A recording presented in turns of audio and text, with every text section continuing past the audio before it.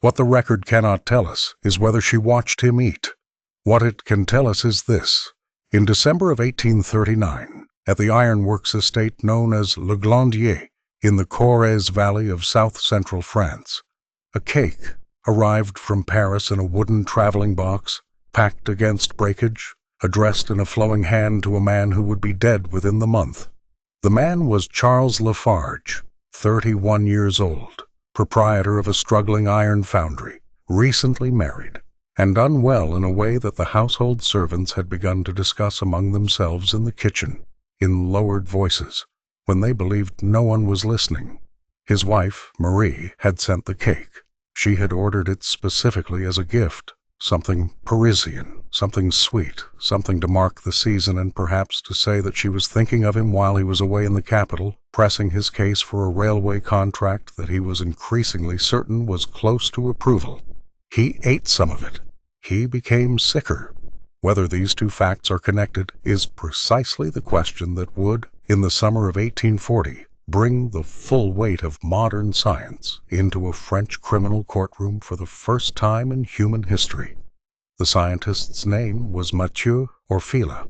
He was 63 years old, chair of legal medicine at the University of Paris, known throughout Europe as the founding architect of forensic toxicology, a discipline so new, in 1840, that the word itself had barely solidified into professional use. The accused was a woman named Marie Lafarge, née Capel, 24 years old, Parisian by birth and education, and possessed of what every contemporary observer, hostile or sympathetic, described as extraordinary dark eyes. She sat through her trial with a composure that the public gallery found either admirable or monstrous, and they could not, then or since, fully agree on which. What happened between these two people, what Orfila claimed, what the defense contested, what the jury decided, and what the chemistry actually proved, is a question that criminal justice and forensic science have never entirely stopped arguing about. This is a story about the first time science was asked to determine guilt in a murder trial. It is also a story about what happens when certainty arrives before it is ready.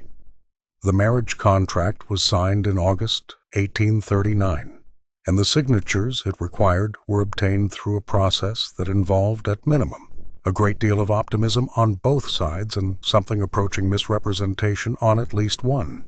Charles Lafarge had presented himself through the matrimonial agency that brokered the introduction as a man of property and industrial standing. The Le Glandier estate, he indicated, was a functioning concern, a productive ironworks in the Corrèze, with a chateau attached, staff properly maintained, income reliable if not spectacular. He had plans. He had applied for a government contract to supply iron rails to the expanding French railway system. The estate was not yet what it would become, perhaps, but what it would become was considerable, and the woman who married him now would be in position to benefit from that becoming. He was, by his own accounting, a man worth marrying. Marie Capel, for her part, had reason to accept this accounting. She was 23, an orphan. Her father had died in 1829 when she was 14. Her mother had followed in 1835. She had been living since then with an aunt in Paris, in the particular social condition of a well-educated young woman without independent means, which is to say in a state of suspended possibility, dependent on the goodwill of others for the continuation of a way of life she could not herself sustain.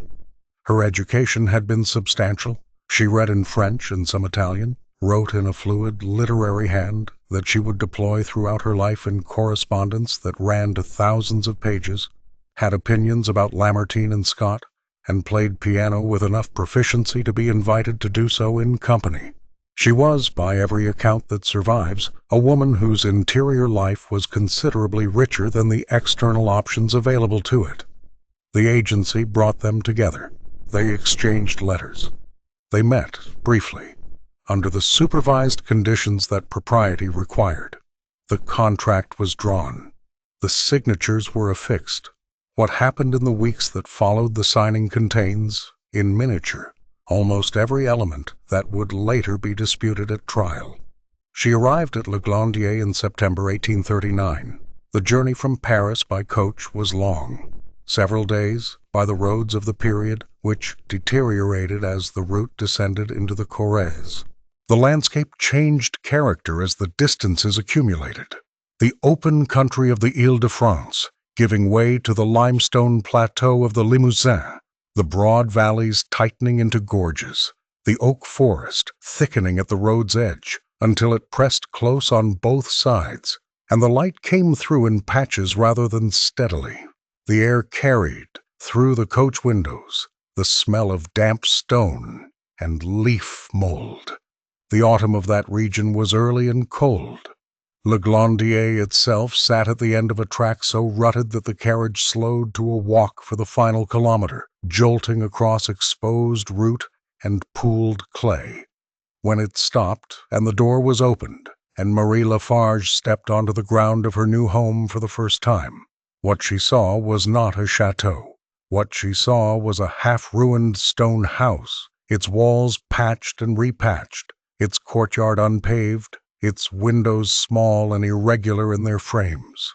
The smell that reached her, and she would record this later in terms precise enough to be trusted, was the smell of iron ore and stagnant water, and the cold particular to a building that has not been properly heated in years.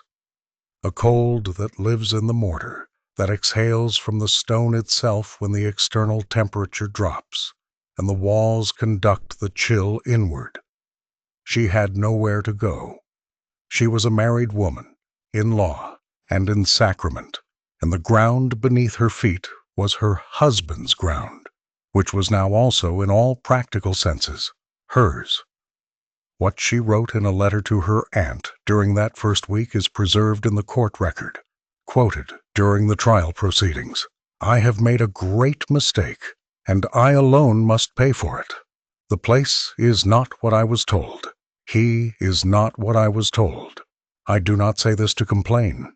I say it so that someone at least will know the truth." She was composed enough to add in the same letter that she intended to make the best of things.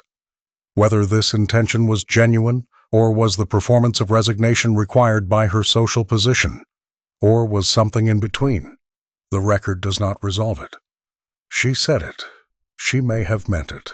Charles Lafarge was not, by any surviving evidence, a dishonest man in the ordinary sense.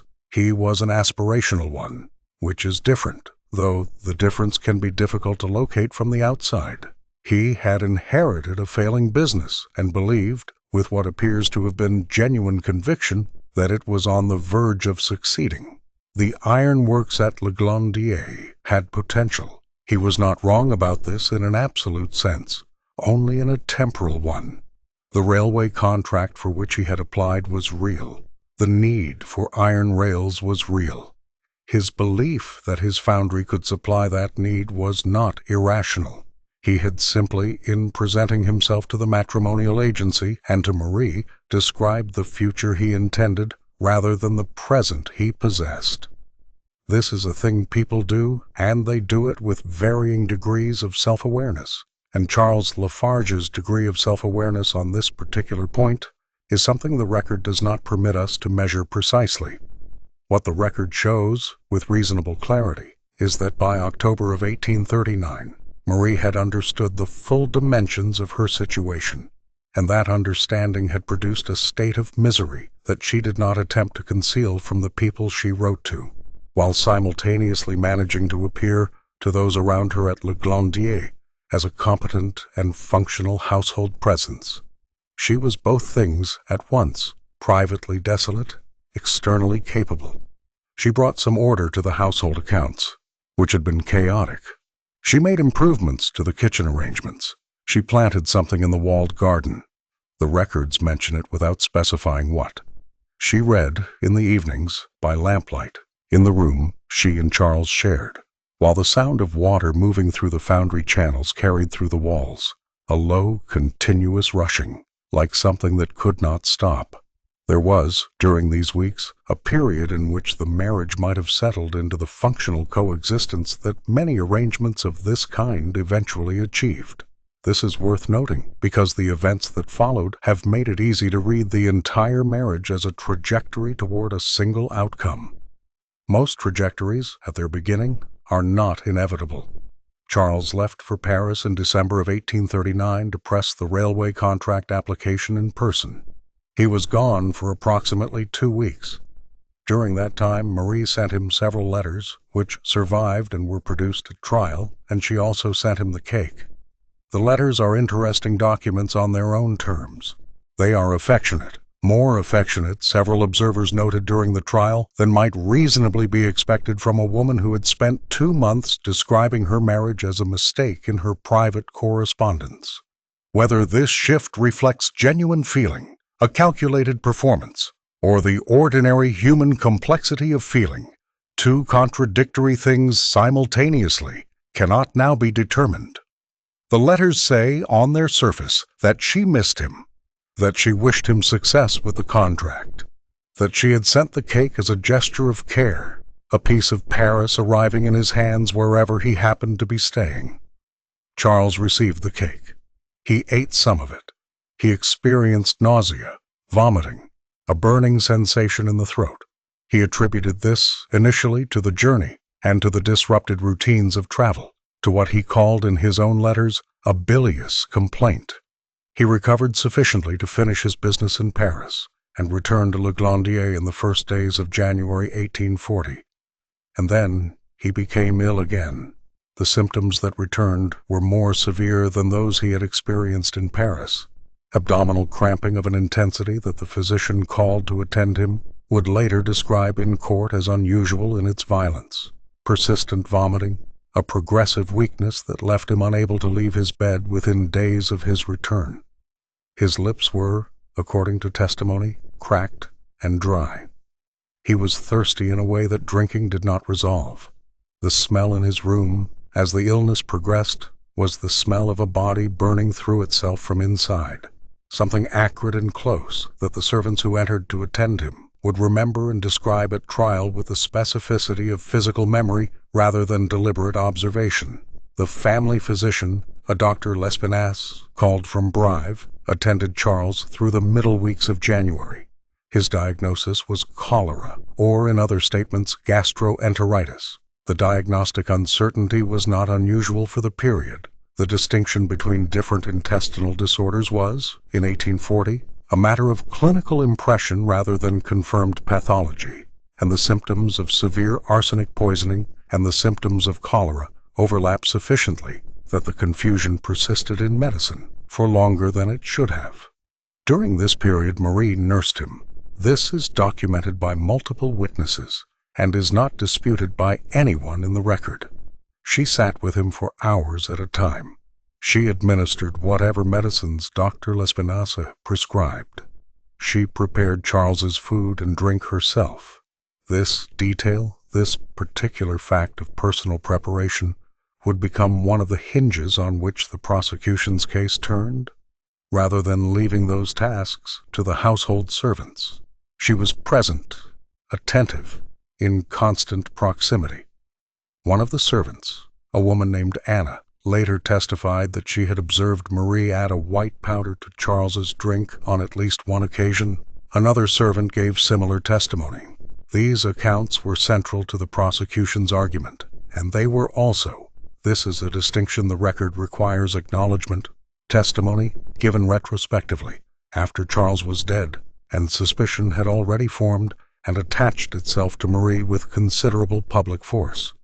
The question of whether Anna saw what she believed she saw, or whether she reconstructed a memory through the framework of subsequent events, is a question that courts in 1840 did not possess the tools to address, and that courts in 2024 address imperfectly at best. Charles Lafarge died on the 14th of January, 1840. He was 31 years old. He had been married for approximately 5 months. The speed with which suspicion fell on Marie Lafarge is, by modern standards, striking. Within days of Charles' death, questions were circulating among the household staff, among Charles' family, particularly his mother, who had been present at Le Glandier during his illness and who held a settled and poorly concealed dislike for her daughter-in-law. and among the local community, where the fact of a young Parisian wife outliving a husband was already, in the logic of provincial gossip, somewhat legible. But the accelerant was a separate matter entirely, one that had nothing on its surface to do with Charles's death. 3 weeks before he died, Marie had been accused of theft. The accusation came from a friend, a woman named Marie de Nicolai, at whose wedding in November 1839, Marie Lafarge had been a guest of honor. A diamond necklace had gone missing at the wedding. Marie Lafarge was named as the most likely person to have taken it. She denied this immediately and absolutely. She expressed outrage. She demanded that her belongings be searched, a demand that produced no necklace. Then, shortly after, she wrote Marie de Nicolai a letter. The letter enclosed the necklace, the same necklace, along with an explanation that resists easy summary.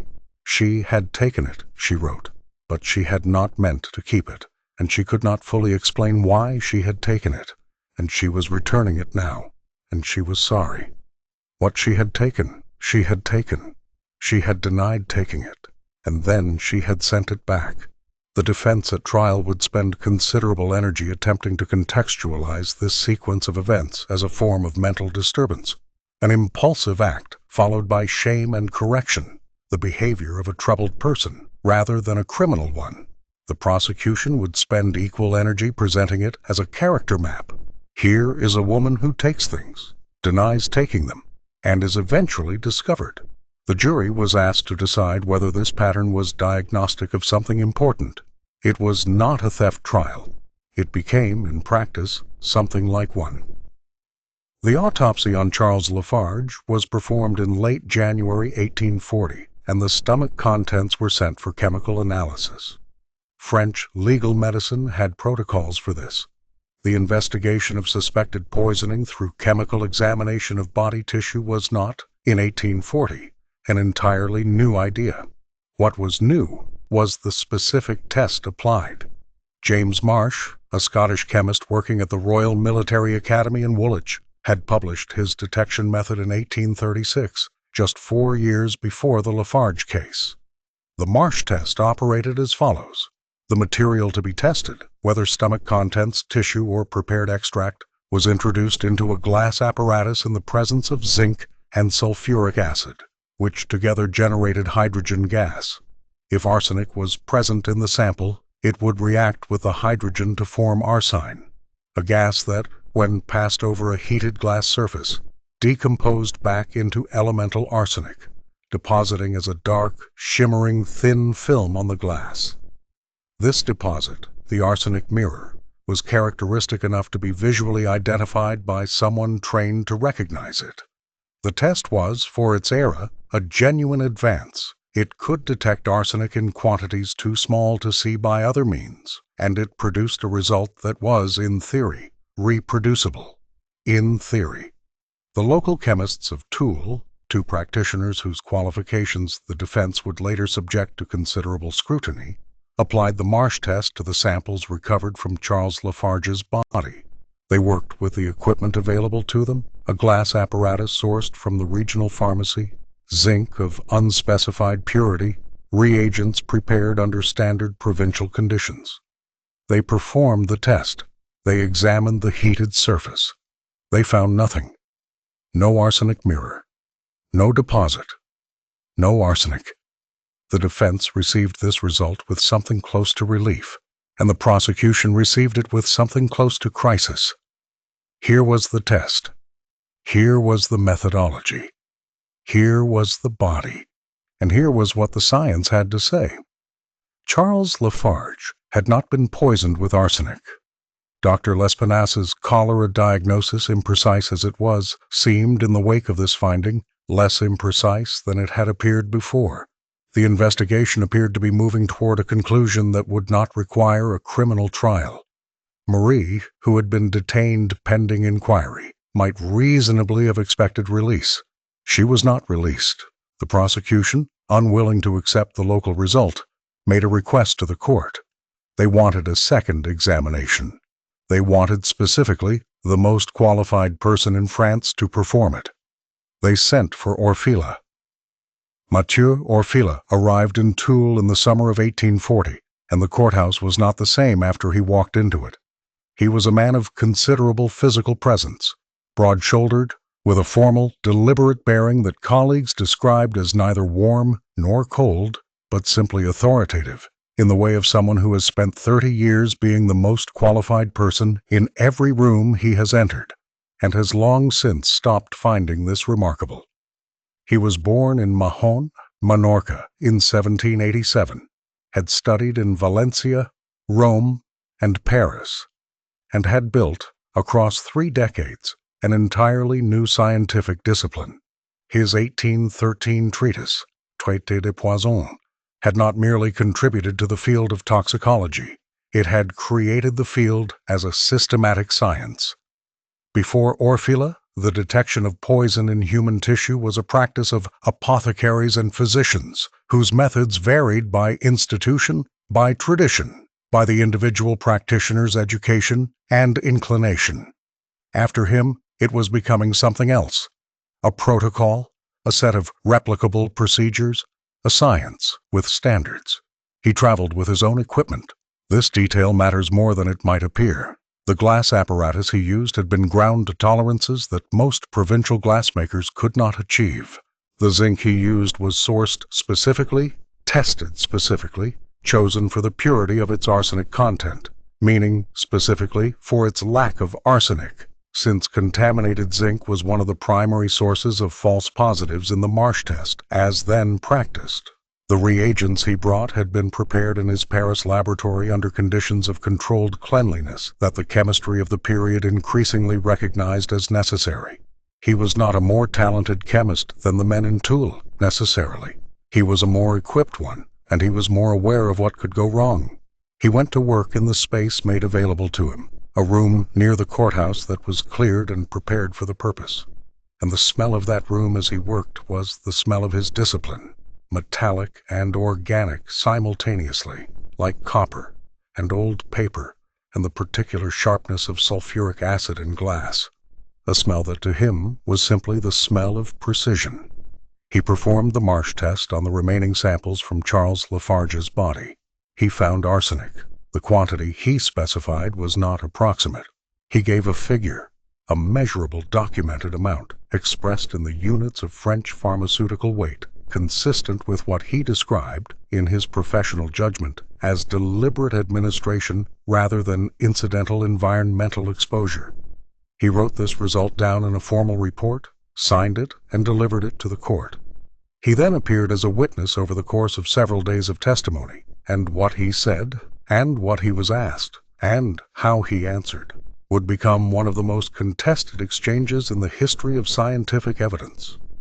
The trial of Marie Lafarge opened in August 1840 in the courthouse at Toul, a building of provincial limestone dignity, symmetrical in its facade, cool in August from the thickness of its walls, and from the shadow cast by the square in front of it. The courtroom filled daily to a degree that contemporary accounts described as without precedent for a regional French tribunal. The galleries held observers from as far as Paris. The Gazette des Tribunaux, which covered French criminal proceedings for a national readership, deployed a correspondent whose dispatches ran to thousands of words per session and were read with what the paper itself called extraordinary public engagement. People had come, to the extent that attendance at a trial can be said to express a collective motive, for 2 different spectacles at once. They had come to see the trial of a woman. They had come to see the trial of a method. Marie Lafarge sat at the defendant's table each day, in a dark dress, pale in the manner of someone who has spent 8 months in detention. She brought, each session, a pair of white gloves, which she placed on the table in front of her, and did not wear. No contemporary account explains the gloves. They appear in description after description with the same unanalyzed particularity, something observed, recorded, and left to sit. The prosecution built its case in careful sequence. First, the marriage, the false promises, the disillusioned wife, the unhappy household. Second, the necklace, the theft, the denial, the returned diamonds, the demonstrated capacity for deception. Third, the servant testimony. Anna's account of the white powder, the other servants' corroborating observations. Fourth, and weightiest, the scientific evidence, the arsenic in Charles Lafarge's body, identified by the most authoritative forensic scientist in France. The defense had its own sequence. The marriage was unhappy. This was not disputed.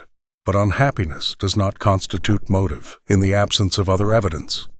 The necklace was a matter of impulsive behavior, already addressed and corrected, not a pattern of criminal cunning. The servant testimony was retrospective and had been formed in the context of suspicion and the scientific evidence. Here the defense made the decision that defined the trial's historical significance. They called their own expert. François Vincent Raspail was 50 years old in 1840, and he was, in the French scientific community, a figure of some complexity.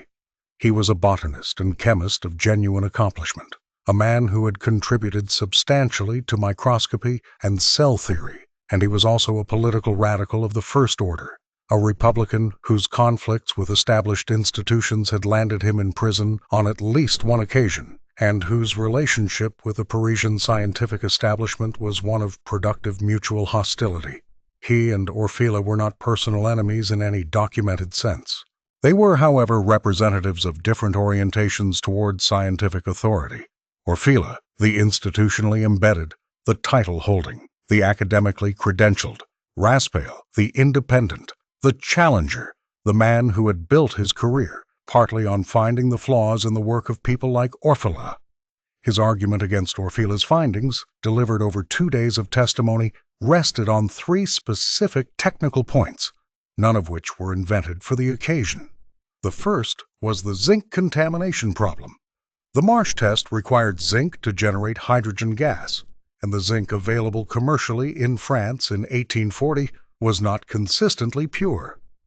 Arsenic was a common contaminant in zinc production. It entered during the smelting process, and if the zinc used in the test was contaminated, the apparatus would produce arsenic in the gas stream regardless of what was present in the sample. The arsenic mirror found on the glass surface would then reflect contamination in the reagent rather than poison in the body. Orfila had tested his zinc and found no arsenic in it, he testified. Raspail pressed on the precision of that test. How thoroughly had it been tested? By what method? Were the results of that preliminary test documented? The second point was natural environmental arsenic. The soil of the Corrèze, like the soil of many European regions, contained naturally occurring arsenic deposits. The food grown in that soil, the water drawn from springs through that rock, the clay used in the floors and walls of buildings in that area, all of these could introduce arsenic into a human body over a lifetime of exposure. Orfila had asserted that the levels of arsenic he found in Charles Lafarge exceeded what environmental exposure would produce. Raspail's response was precise. How did Orfila know what environmental exposure in the Corrèze specifically would produce? Had he measured it? Had he tested soil from Le Glandier, water from the estate's well, food from the estate's kitchen? Had he established, in any empirical way, the baseline against which he was comparing his finding? The third point addressed the first test. The local chemists had performed the Marsh test and found nothing. Orfila had performed it and found arsenic. If the Marsh test was a reliable, reproducible procedure, and the prosecution's entire case rested on the assertion that it was, then 2 competent applications of the same test to the same materials should not produce opposite results. Either the test was unreliable, in which case no result from it could be taken as definitive, or the local chemists had been incompetent, in which case the question was why the court should trust that competence had arrived with Orfila rather than recognizing that the entire framework of expert testimony was producing what the expert and those who called the expert needed it to produce. This was not a frivolous argument. It was a precise scientific argument, and Raspail made it precisely. Orfila responded. The exchange between Orfila and the defense counsel, as reconstructed from trial records published in the Gazette des Tribunaux and from subsequent published accounts, proceeded over 3 days with increasing intensity on both sides. The gallery grew quieter as the sessions advanced, in the way that a room grows quiet when the technical content is beyond its comprehension, but the stakes are fully legible. You state, the defense counsel addressed Orfila on the third day, that the arsenic you found in the samples originated from the body of the deceased, and not from any other source. But can you state, with certainty, that the zinc used in your apparatus introduced no arsenic into the reaction? Orfila's response, as reported, I tested the zinc before performing the main examination. I ran the apparatus with the zinc and the acid, but without any sample, to confirm that the apparatus itself produced no mirror. It produced none. The arsenic I found was in the sample. And the soil of the region, the water the deceased drank for 30 years in the Corrèze? Have you measured these? I have not measured them specifically. The levels of arsenic I found in the deceased are, in my professional assessment, inconsistent with what environmental exposure in any European region would produce. Your professional assessment, not a measurement. My professional assessment, based on extensive study of the relevant literature and my own experimental work over 30 years. And if you are wrong in that assessment? Orfila did not alter his expression. He said, I am not wrong. The courtroom received this in silence that lasted long enough to be noted by the correspondent present. It was not the silence of assurance. It was the silence of a room in which two kinds of certainty had just collided, and neither had given way, and the jury was being asked to choose between them without the tools to make that choice on technical grounds. The court ordered a demonstration. This decision, recorded in the trial minutes as a judicial initiative, apparently prompted by the judge's desire to provide the jury with something more direct than competing expert assertions, resulted in the Marsh apparatus being brought into the courtroom itself. The gallery understood what it was about to see, and the understanding produced a particular quality of stillness.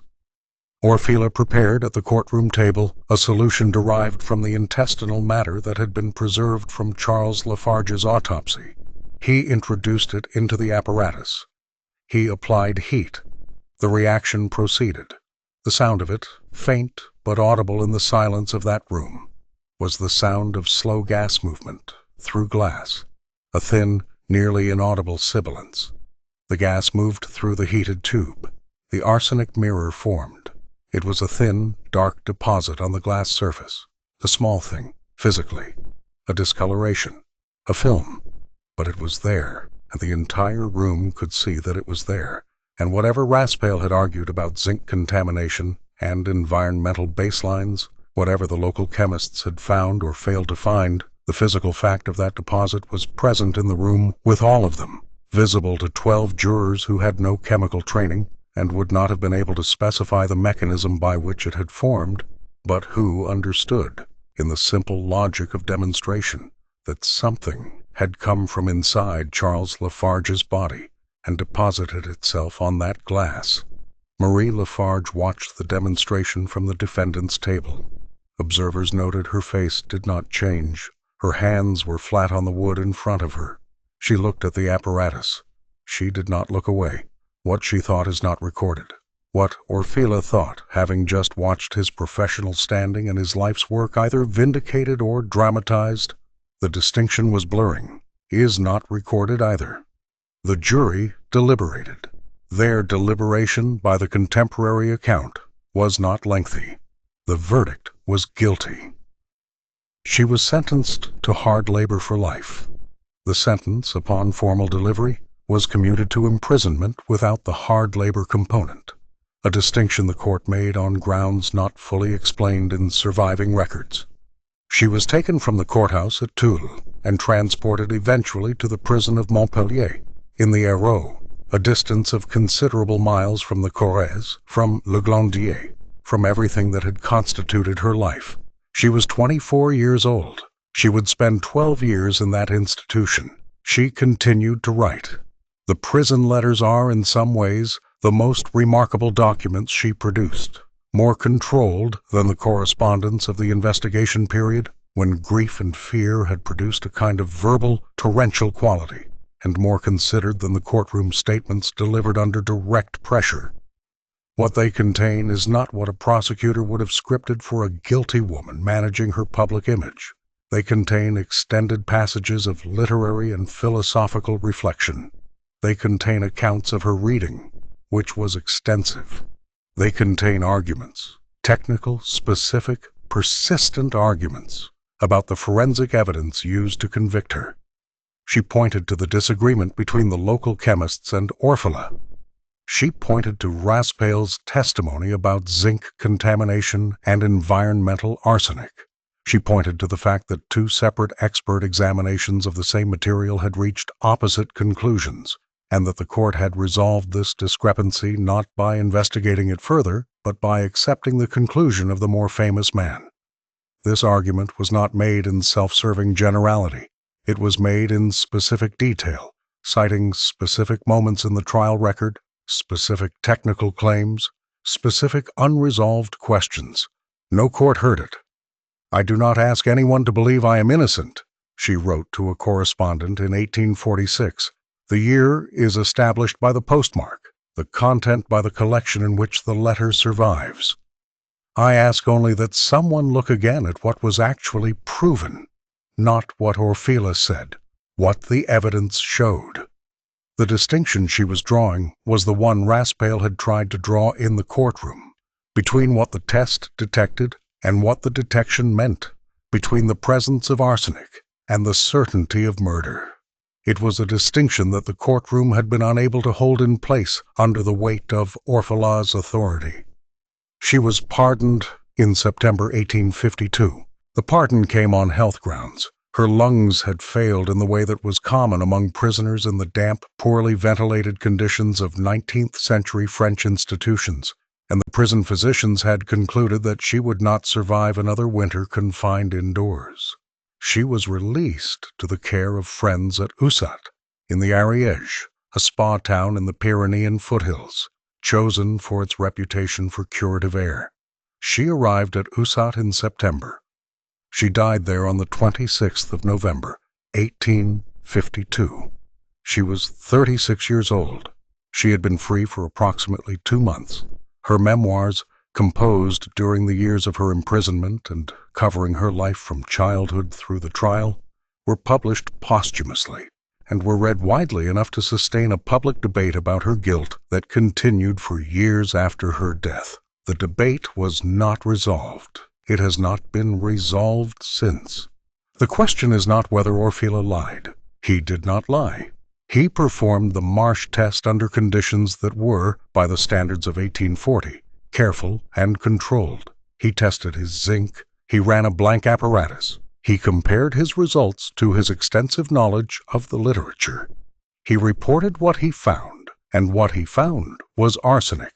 And he believed, with what appears to have been genuine conviction, that the arsenic he found had been put there by a human hand. The question is whether genuine conviction in the witness stand functions differently than proof. In a courtroom, it does. It always has. The expert who testifies is not simply presenting data. They are presenting data plus the weight of their authority, plus the confidence with which they speak, plus the legibility of that confidence to a jury that cannot evaluate the underlying science. What Orfila brought to Toul in 1840 was not only a positive Marsh test result.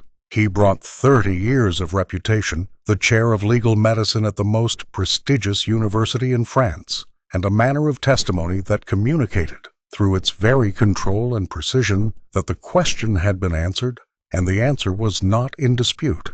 Raspale had disputed it.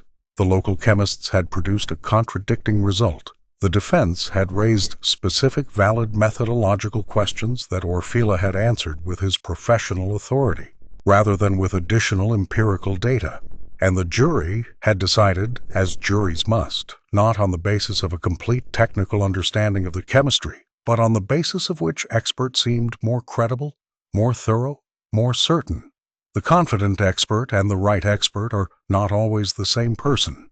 what the Marsh test, as applied in 1840, could do: detect arsenic in organic tissue with sensitivity considerably greater than any previous method.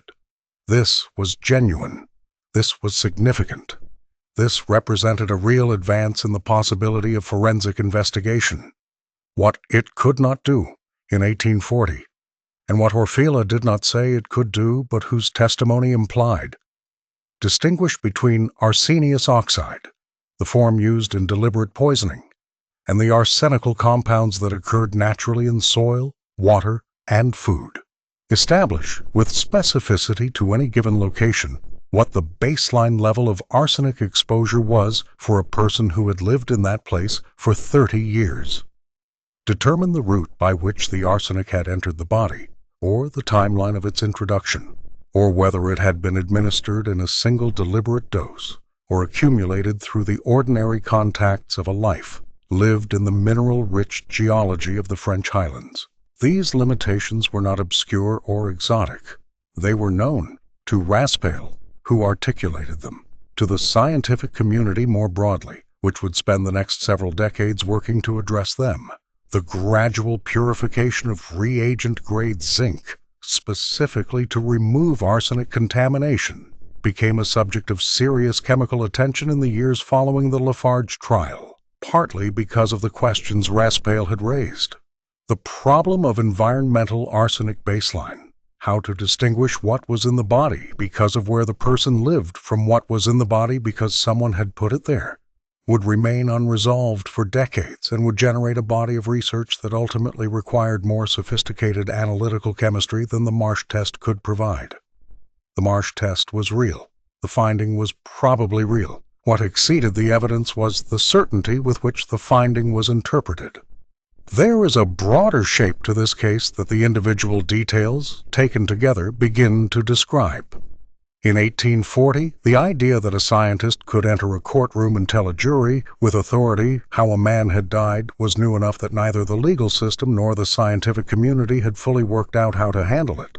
The concept of an expert witness, a person whose specialized knowledge entitled them to offer opinion rather than merely fact, was in its early institutional formation. The standards for what an expert could claim, and how far beyond the data the claim was permitted to reach, and what obligation the expert had to acknowledge the limits of their method. These standards did not yet exist in the form they would eventually take. Orfila, in Toul in 1840, was inventing the role as he performed it. He was the first person to testify in a murder trial from the position of a forensic toxicologist whose findings were decisive to the verdict. He did so with the seriousness and the precision of a man who understood the weight of what he was doing. And he also did so with a confidence that, in retrospect, in the light of what subsequent science established about the Marsh test's limitations, about environmental arsenic, about the zinc contamination problem that Raspail had correctly identified, exceeded what the evidence strictly supported. This is not a story about a bad man. It is a story about a good scientist in a new situation, in a new role, with new consequences attached to his conclusions, operating at the edge of what his discipline could prove. He said what he believed. He believed what he said. And a woman was convicted and spent 12 years in prison and died 2 months after she was released. And the question of whether she had done what she was convicted of doing has never been closed. The local chemists who ran the first Marsh test and found nothing are typically described in accounts of the case as having failed due to inadequate technique. This explanation is probably correct. The equipment available in Toul was inferior to Orfila's. The purity of their zinc was almost certainly lower. Their experience with the test, which had only existed for 4 years, was necessarily limited. It is reasonable to conclude that they failed to detect arsenic that was present, because their apparatus was not sensitive enough to detect it at the quantity it existed. But this explanation raises a problem that the prosecution's case never adequately addressed, and that the trial record leaves sitting unresolved. If the quantity of arsenic present in Charles Lafarge's body was small enough to escape detection by the apparatus available in Toul, what does that imply about the quantity actually present? The Marsh test was sensitive enough, in Orfila's version, to detect arsenic in amounts measured in fractions of a milligram. If the local chemists had failed to detect it at all, the quantity might have been very small. And if the quantity was very small, the inference that it had been administered deliberately, in the kind of deliberate dose associated with intentional poisoning, rather than accumulated through environmental exposure over time, became considerably less secure. Orfila addressed this in his testimony by asserting that the level he found was still inconsistent with environmental exposure. The local chemists had failed, in his view, because of technical inadequacy, not because the amount was negligible. He may have been right. He may have been wrong. The record does not permit certainty in either direction. What the record does permit is the observation that the discrepancy in results was the most important unresolved fact in the entire case, and that it was resolved not by additional investigation but by the jury's decision to trust the more eminent authority.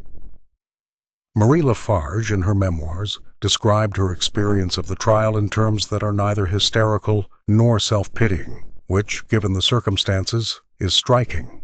She wrote about Orfila's testimony with a combination of respect and frustration that reads, across the distance of nearly 2 centuries, as something like precision.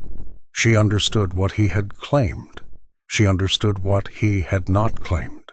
She understood, this is the part that is most remarkable, the difference between those two things.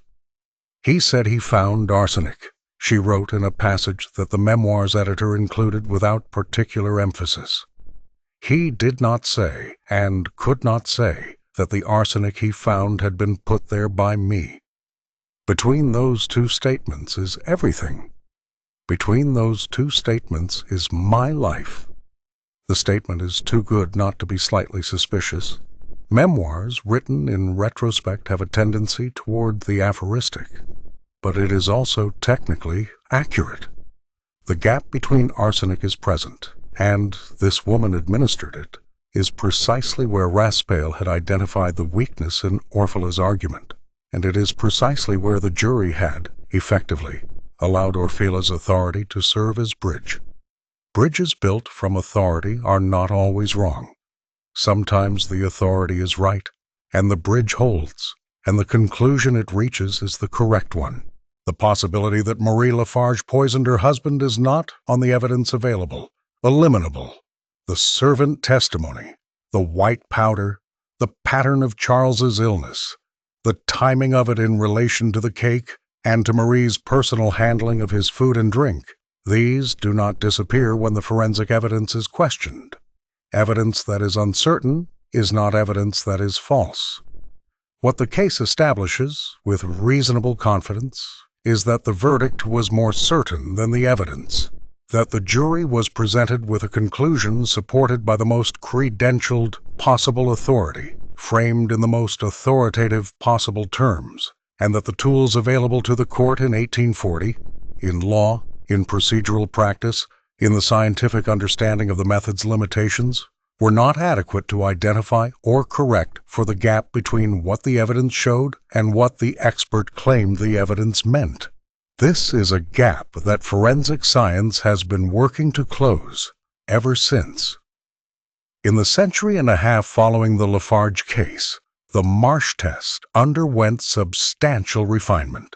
The zinc contamination problem that Raspail had identified was addressed through improved purification processes.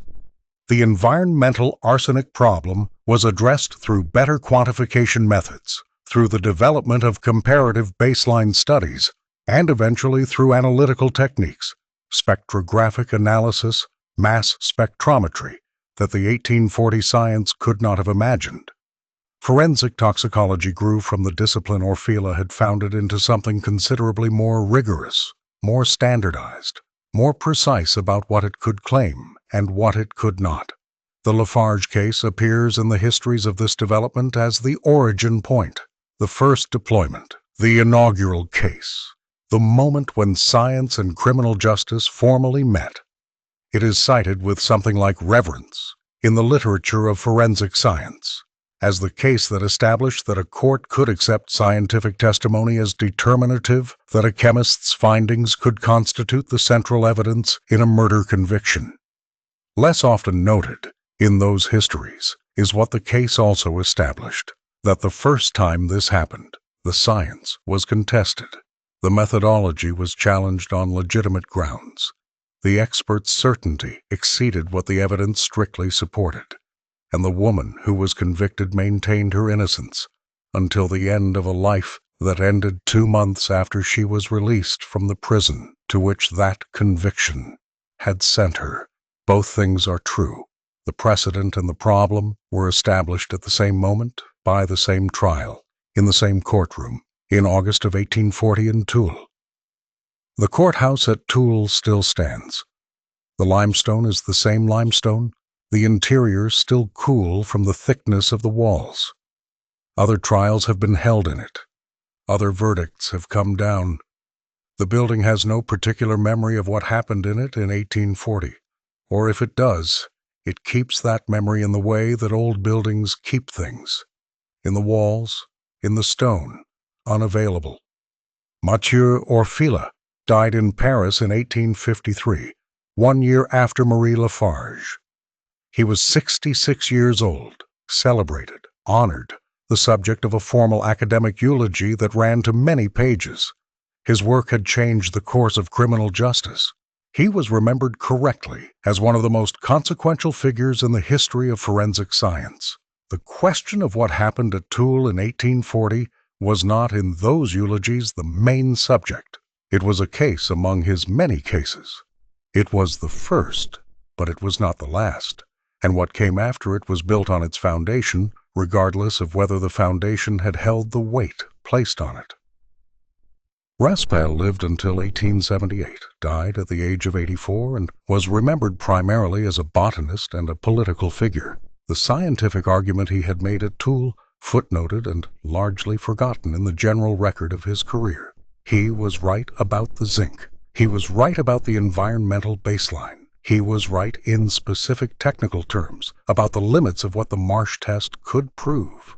He was not, for these reasons, remembered as the man who had identified the first methodological problem in forensic toxicology's first criminal application. He was remembered, to the extent he was remembered in connection with this case at all, as the man who had failed to save Marie Lafarge. The question the title of this account poses is not rhetorical. It was a real murder trial.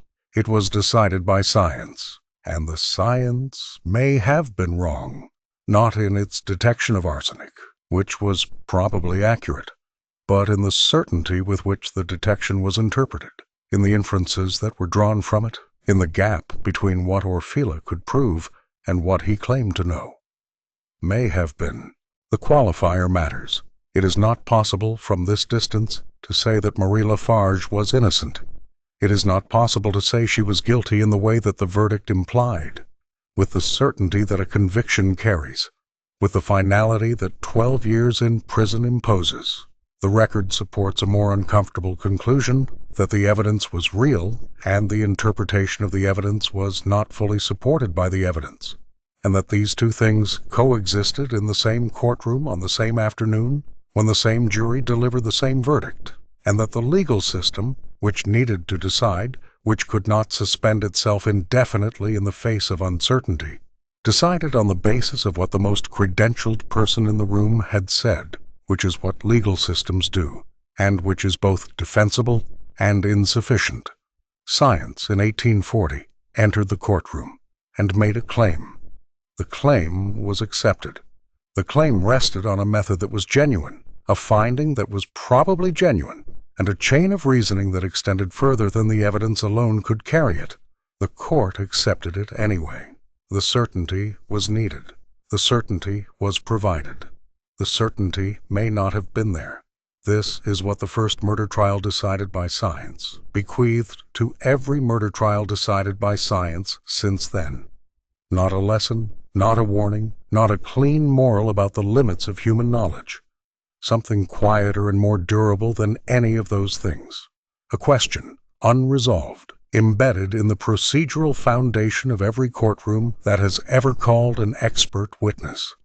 Whether the confidence with which the science speaks and the accuracy of what the science says are the same thing, and what it costs, and who pays when they are not. Marie Lafarge asked this question for 12 years from a prison cell in Montpellier. She asked it in letters, in memoirs, in the precise and measured language of a woman who had understood, long before anyone else admitted it, that what had convicted her was not only a test, but what a man had said the test meant. She did not live to see the question taken seriously. It is still being asked.